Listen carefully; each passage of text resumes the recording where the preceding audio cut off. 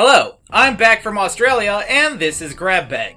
That's where I spent days selecting 3 episodes to review, another week writing, recording, and editing, and I'm done with them in about 4 minutes each. You know, it's a lot like that other time. This time, the theme is Generations of the Disney Channel. We're starting off old school with Chip and Dale Rescue Rangers, a break in the middle for some recess, and we're finishing off with Gravity Falls.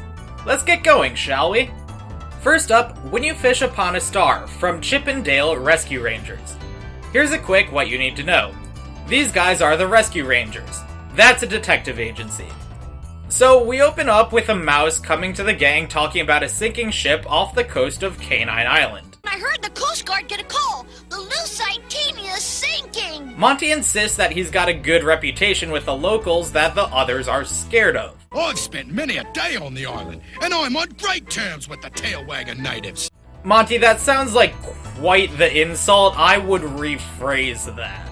So they get to the docks, and Gadget has a special device. What does it do? It tracks magnetic fields, so it'll take us right to the Lusitania. Yeah, that sounds a lot like a normal compass. Dale nearly drops it, so Monty says he'll look after it. When on the ship, he says that he left it back on shore, so they're using the stars to navigate instead. How are we going to find Canine Island now? Simple. I'm navigating by the stars. They get to the wreckage and find the kid's dad. Then they save him. Yeah, seems safe. The guy's drowning from exhaustion and you don't even let him on the ship. And his son goes with him. Rescue Rangers my ass. Their own ship crashes immediately afterwards because of the terrible karma they got from tying the two to the back of a boat in an inner tube. So they swim to shore. Gadget builds a fire, and Monty decides, hey, let's abandon this instantly. Come on, let's go. Go where? Our boat's wrecked! Why don't Zipper and I stay here and get started on one, while you guys go see if the canines know what caused those wrecks? So they split up. We cut to Fat Cat, a mafia boss, coming to the wreckage. It's revealed that he had his goons sink the ship. And they sunk the wrong ship at that. You sank the Lusitania! This isn't the Raging Prawn! You sank the wrong ship!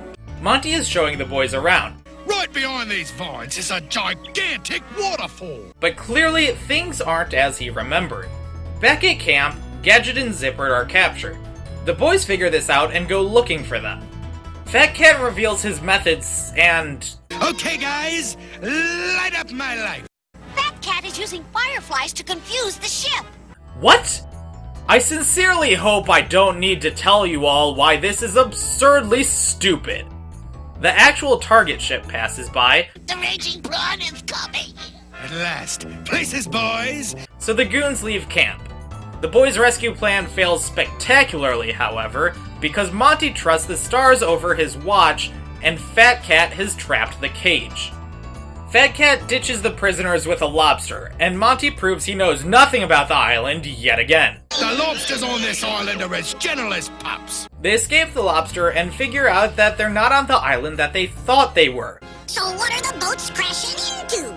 The coral reefs around Firefly Island, which is where we really are! Then they send Zipper to go seduce the fireflies. Yeah, this happens, and it's really weird. Big boy! It works, however, so the ship turns around, the Rangers capture the baddies after they wreck their own ship, and we close. Well, this episode is alright, I guess? It doesn't focus on the title duo as much as I'd like, instead favoring Monty, who's a bit of a drag here because he's always wrong about everything. Monty not knowing the plays serves as both jokes and foreshadowing, which is kinda clever. And the Firefly flirting, it's just weird, to put it mildly. The episode's a bit juvenile for my personal taste, but it's made pretty well and it's decently written. That being said, I'm pretty sure anyone with depth perception could tell you that nobody could ever mistake fireflies for a star from any angle, and given that their whole plan hinges on this, that is a massive issue. Alright, next on the list is The Trial from Recess. Here's what you need to know. These kids have a cliched recess environment, set up like greater human society. This one's a badass, and this one's a worm. It's also got breakneck pacing. The whole episode is about 10 minutes long, so I'll be talking really fast. Let's get going. The kids are all waging a dirt clod war. Randall gets hit with a rock, a serious offense. A rock? What kind of rotten evil kid would throw a rock in a dirt clod war? And blames Spinelli, who acts like she doesn't know what's up. She's angry that Randall leveled this accusation at her. That little two-bit snot-faced cob of spit. I can't believe he'd say that stuff about me. And the next day, everyone is calling for blood. No, wait! I say we give her a swirly. Hey, wait a minute! You can't just give a kid a swirly without a fair trial. First, we'll give her a fair trial. Then we'll give her a swirly. Yay! King Bob appoints Gretchen as the prosecutor, and everyone expects a guilty verdict. Spinelli insists she can't testify. I'm not taking the stand and I'm not telling what really happened. The trial starts, and Randall testifies first. I'll tell you what I remember. It was a dirt clod war to end all dirt clod wars. Like always, I was pretty much having to fight the whole thing single-handed. Yeah, we all had this kid who insisted they were the most important in every game. In this testimony, Spinelli admits Randall is better. You are my moral and physical superior. So she cheats with a rock. Randall's word isn't worth the rock he was hit with, though, so more questions. I call Mikey to the stand! Mikey talks about how Randall cheated first. I got Spinelli! You hit Spinelli during a timeout? She was right. You are a worm. But implies she did throw the rock, something he's clearly distraught about. When will you people learn? War is not a game! It's not a game!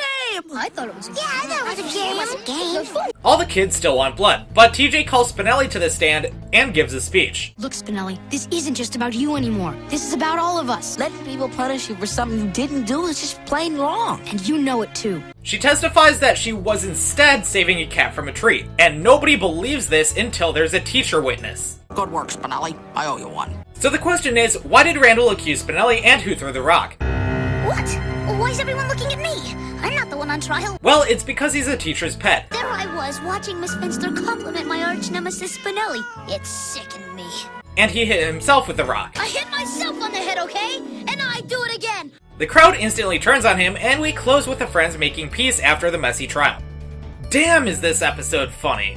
Randall fantasizing as the war hero and Mikey in World War I are golden, as are the passive-aggressive, Do you, Randall, the snitch weem, swear to tell the truth, the whole truth, and nothing but the truth? or sometimes just aggressive jabs at Randall. The plot isn't terribly important in such a short episode, more just the concept, and the concept is decent enough. It's really dumb how Randall hit himself, but it's played for laughs, so I don't mind it. The big problem is, if you blink, you will miss something. There's never even potential for a quiet moment.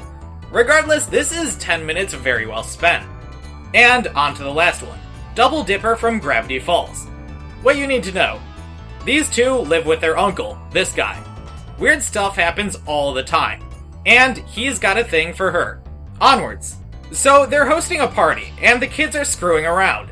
Stan sends Dipper to go copy some flyers, and while testing the machine, they copy his arm. They discover that water destroys it, however. Wendy and Mabel are assigned to the ticket stand, but Mabel complains, so Dipper volunteers.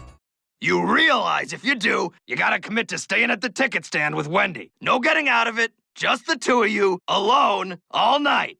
Oh no, the horror.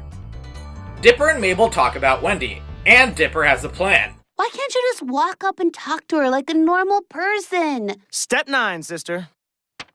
While the party is going down, Dipper royally screws up. What's your favorite type of snack food? Oh man, I can't just pick one. No way! Mine too! Wait, what? Mabel meets some weird friends, and we find Mabel's plot. Remember, dudes, whoever, party hardies, what? Gets the party crown! Hey, I'll compete. As well as her competition. Wendy notices the sweet party, and Dipper agrees to cover for her. I gotta get in there. Cover for me? Thanks, man. He has to cover the front though, so he gets an idea. I wonder if this is a good idea. I mean, it never is, but it's always funny, so do it anyway. He names and labels a clone number 2. I will call you number 2. Definitely not. You know a name I've always wanted? Tyrone? Meta foreshadowing. We're not gonna get jealous and turn on each other like the clones in the movies, are we? Hey, you can always just disintegrate me with water. So Tyrone covers the tickets while Dipper goes to work his magic. But apparently he has some competition. Hey, buddy, it's me. You. I just had the same jealousy fantasy. We gotta get rid of Robbie if I ever want to dance with Wendy. They get an idea and, of course, more clones. Then even more, but the copier gets a paper jam. Wait, hold on. Wrong clip. Let me fix that. There we go. Back at the party, there's karaoke stuff. Seuss, give me the 80s-est, crowd-pleasingest, rock-balladiest song you got!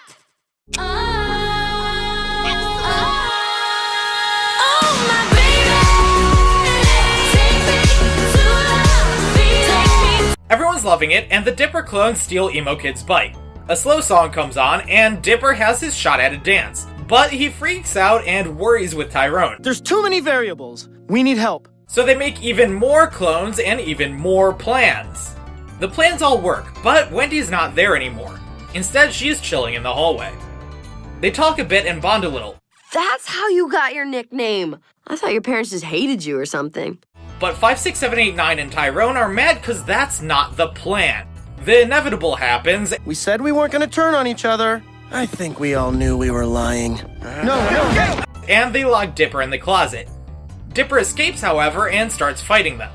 He triggers the sprinkler system and the Dippers all melt away, except for Tyrone. They both realize that they messed up. We blew it, man. Mabel and Pacifica are being judged for the party crown, and Pacifica wins after bribery. But that doesn't matter because friendship! Dipper and Tyrone are chilling on the roof and talking about the night over a soda, but Tyrone dissolves because soda. You were the only one who understood. Dipper rips up his plans on his way back inside, and we close. This episode is sweet before anything else. Mabel just having a ton of fun in this competition, the interactions between Wendy and Dipper, and surprisingly, between Dipper and Tyrone are all very cute. It's interesting that they had the clones not just be self-aware that they're clones, but also totally cool with it. This kind of subverting a trope is a bunch of fun. They take that a bit far near the end with Tyrone essentially killing himself carelessly, but it's entertaining for the run of the episode. It's also very, very polished. There's little details like the tree not being on the clone hats because he lays on the copier with his hat facing up.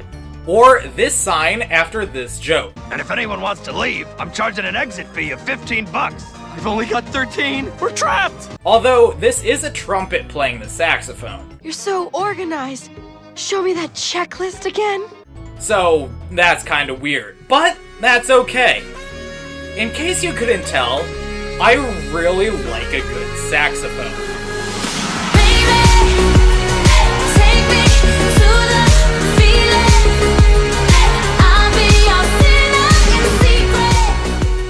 Next time, I'll be talking about an orphan who doesn't fit in. Yeah, good luck guessing that one.